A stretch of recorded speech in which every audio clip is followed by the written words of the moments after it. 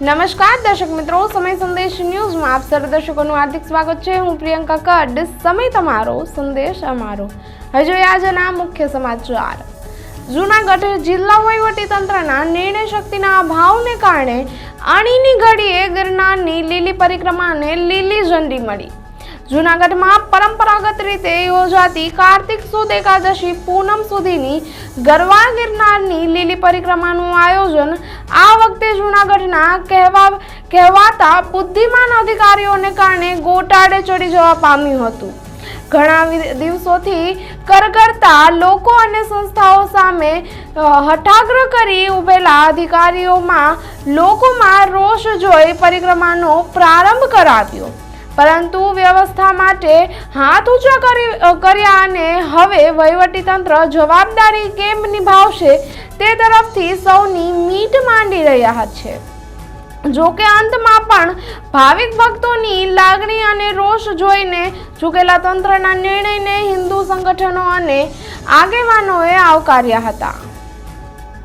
ગુજરાતમાં આવેલા જૂનાગઢના સક્કરબાગ પ્રાણી સંગ્રહાલયની સ્થાપના નવાબી કાળ દરમિયાન ઈસવીસન 1863માં થઈ હતી, જે ભારતના સૌથી જૂના પ્રાણી સંગ્રહાલયોમાંનું એક છે। આ પ્રાણી સંગ્રહાલયનું નામ એક મીઠા પાણીના કૂવા પરથી પાડ્યું હોવાનું માનવામાં આવે છે।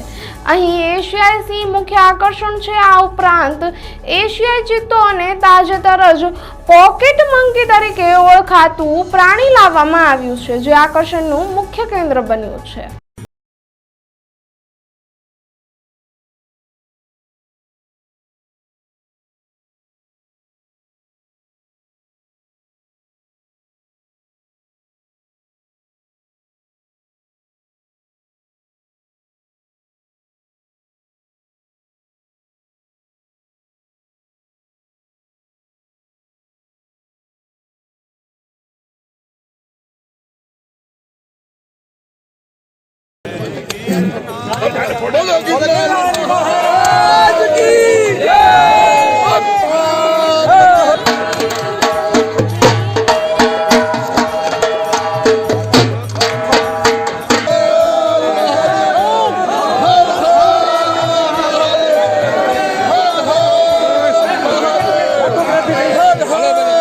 જે વર્ષોથી ચાલી આવતી પરંપરા, એમાં જૂનાગઢમાં ખાસ બે મહત્ત્વના તહેવારો જેમાં ખૂબ આસ્થાઓ જોડાયેલી હોય છે, એવો જ શિવરાત્રિનો મેળો અને આ પરિક્રમા જે સદીઓથી ચાલી આવતી પરંપરા છે।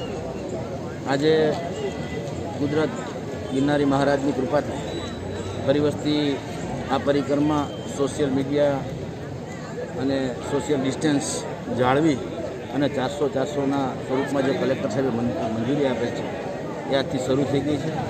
અને ભાવિકોને એક નમ્ર વિનંતી છે કે આ વર્ષે અંદર અન્નક્ષેત્ર અને થોડી સગવડતાઓ ઓછી હોય તો સાંજ સુધીમાં આપ સૌ યાત્રા કરી અને પાછા આવી જાઓ, એના માટે તંત્રએ, સાધુ સંતોએ, સરકારે સૌએ સંયુક્ત વિચાર કરી અને 4 વાગે આ પરિક્રમા ચાલુ કરી અને 8 વાગ્યા સુધી સવારે 4થી 8 આ પરિક્રમામાં 400ની જે મર્યાદાઓ છે એમાં લોકોને જવા દેવામાં આવશે અને સૌ સુખરૂપ આ પરિક્રમા કરો એવી પરમાત્માને પ્રાર્થના।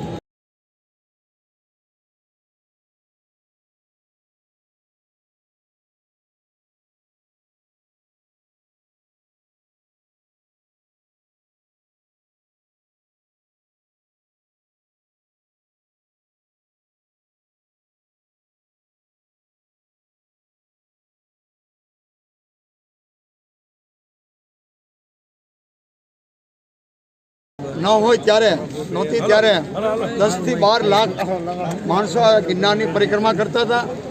આજે લગભગ જાહેરનામું કોરોનાના હિસાબે વહીવટીતંત્ર દ્વારા જાહેરનામું પ્રસિદ્ધ કરવામાં આવ્યું હતું, જેમાં સરકારશ્રીની ગાઈડલાઈન મુજબ 400 લોકોને જ પ્રવેશ આપવાની વાત હતી, પરંતુ જૂનાગઢની જે સૌ સંતો, અમારા પાર્ટીના પ્રમુખ પુનિતભાઈ, વહીવટીતંત્ર અને બધાની એક એવી ઈચ્છા હતી કે કોરોના મહામારી જ્યારે ઓછો થયો છે, નહીવત છે, ત્યારે આ પરિક્રમા પૂરેપૂરી થાય એ બધાની લાગણી હતી.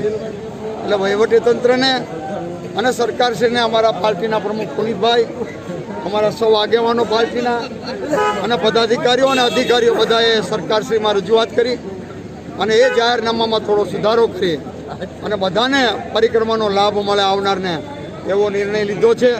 આ માટે હું સરકારશ્રીનો માનનીય મુખ્યમંત્રી ભૂપેન્દ્રભાઈ પટેલ તેમજ અમારા લગત અમારા મિનિસ્ટર આ પ્રભારી એવા અરવિંદભાઈ રૈયાણી, સાથે સાથે સાધુ સંતો અને વહીવટીતંત્ર સૌનો જૂનાગઢની જનતા વતી અને આ જે પરિક્રમાઓ કરનારા છે એ તમામ વતી હું સૌનો આભાર માનું છું. અને આ લીલી પરિક્રમા છે એ શાંતિપૂર્ણ રીતે થાય અને બને ત્યાં સુધી જંગલની અંદર રાત ન રહે, કારણ કે અંદર કોઈ વ્યવસ્થાઓ નથી, છતાં પણ તંત્રએ વ્યવસ્થા ઊભી કરવા માટેના પ્રયત્નો કર્યા છે.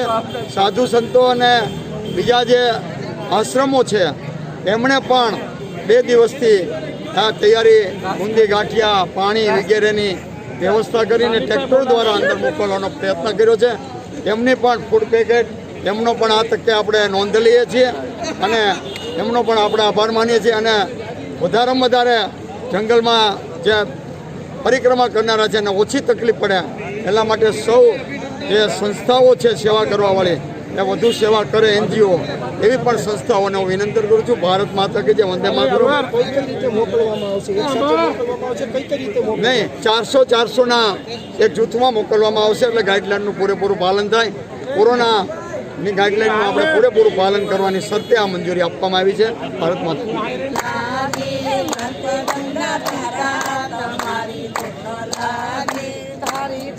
લાગી બોળા તારી ધૂન લાગી, તારી ધૂન લાગી બોળા તારી ધૂન લાગી, માથે ગંગા ધારા તમારી ધૂન લાગી, માથે ગંગા ધારા તમારી ધૂન લાગી, નામે ગંગા ધારા તમારી ધૂન લાગી. પદાધિકારીઓ અને જે સંસ્થાઓએ જે મહેનત કરી અને સરકારશ્રીને એક કીધું કે અમારે આ એક આસ્થાને ઠેસ પૂગે છે, ત્યારે સરકારશ્રીએ પણ આ ચીજને માન્યતા આપી કરી અને કીધું કે તમે સવારના 4થી 8 વાગ્યા સુધી તમે જઈ શકો છો અને પછી 400-400ના તબક્કાની અંદર આજે જંગલની અંદર જે પરિક્રમા, કેમ કે બધી તૈયારીઓ નથી થઈ શકી કે લાઇટની વ્યવસ્થા કે એ 2 દિવસમાં નથી થઈ, એના હિસાબે આ પરિક્રમાની અંદર થોડોક રોક લગાડવામાં આવેલો છે. બીજું તો જે સરકારશ્રીએ જે કીધું છે એ પ્રમાણે એના ગાઈડલાઇન્સ મુજબ જ આ પરિક્રમા થશે અને જે પરિક્રમાવાસીઓ જે જંગલની અંદર જાય એને નમ્ર અપીલ છે કે વૃદ્ધ માણસો, ગઈઢા માણસો હોય એનું ખાસ ધ્યાન રાખે, કેમ કે અંદર કોઈ જાતની બીજી સગવડ નથી, લાઇટની સગવડ નથી, પાણી જમવાની વ્યવસ્થા અમારાથી જેટલી થાય એટલી સાધુ સમાજે કરી છે, છતાં પણ ક્યાં ચૂકરીએ તો આ સમાજ મોટો પેટ રાખી કરીને ક્ષમા યાચના અમે આપના પાસે માંગીએ છીએ. અને જે વૃદ્ધ માણસો છે એમાં યુવાધનોને અમે ખાસ અપીલ કરીએ છીએ કે વૃદ્ધોને સંભાળી કરી અને જેટલું બની શકે ધર્મનું ભાતું તમે ભરજો. અને ભગવાન શિવ અને દત્તાત્રેય પાસે હું પ્રાર્થના કરું છું કે આપની યાત્રા મંગલમય થાય અને ધર્મનું ભાતું ભરો, એવી ભગવાન પિનાક પાસે મારી પ્રાર્થના. ઓમ નમો નારાયણ. જય હિન્દ.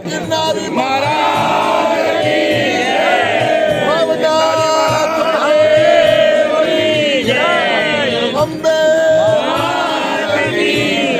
ગુરુ ગોરક્ષનાથ મહારાજ.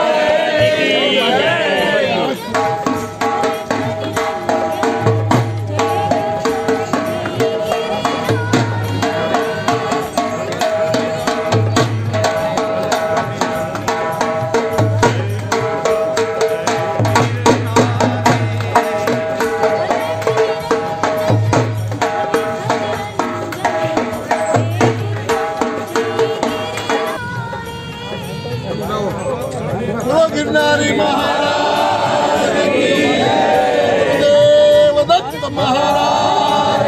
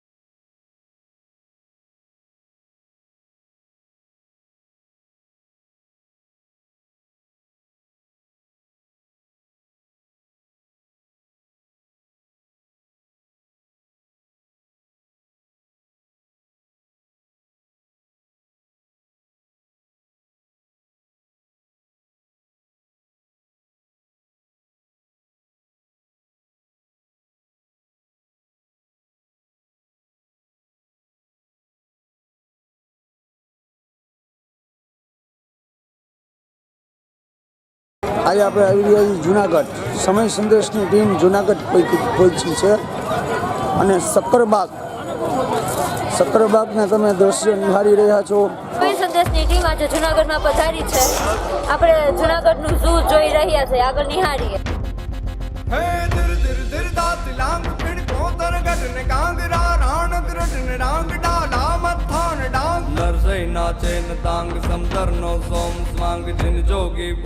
અમે લોકો આ સુરત રહીએ છીએ. જુનાગઢનું તમને દ્રશ્ય અને જુનાગઢ ફર્સ્ટ ટાઈમ છે. રોપવે માં બેસીને પૈસા વસૂલ છે. બધાને વિઝિટ લેવી જોઈએ અને બહુ સરસ છે સુવિધાની ભાવ ઘટાડ.